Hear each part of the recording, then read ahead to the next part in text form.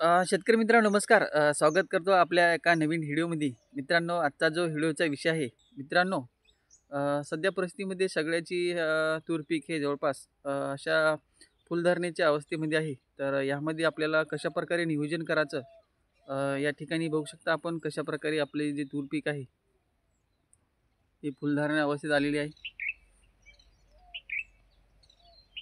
मित्रांनो फवारणीचे नियोजन करत असताना आपण एक अळीनाशक, एक टॉनिक आणि एक बुरशीनाशक याचा वापर करणार आहे.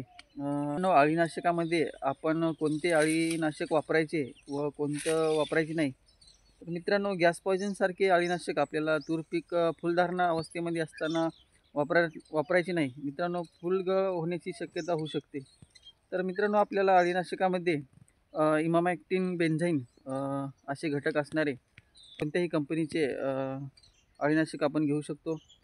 मित्रांनो टॉनिकमध्ये आपण ज्यामध्ये अमिनो ॲसिड फुलिक ॲसिड असणारे असे कोणतेही टॉनिक आपण घेऊ शकतो.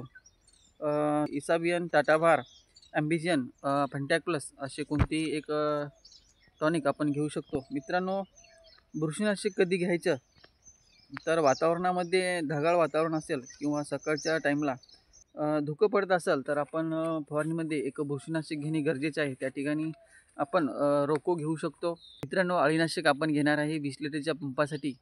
त्या ठिकाणी 15 ग्राम टॉनिक घेणार आहे 30 ते 35 ml आणि बुरशीनाशक घेणार आहे 30 ग्राम. असं तिघाचं कॉम्बिनेशन करून आपण तूर पिकावर फवारणी करणार आहे.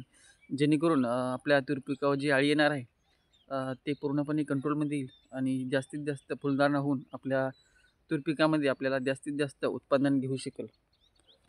मित्रांनो आपली तूर पीक कशा पद्धतीने डेव्हलप झाली आहे कॉमेंट करून नक्की सांगा. ती आवडली तर लाईक व चॅनलला सबस्क्राईब करायला विसरू नका. धन्यवाद.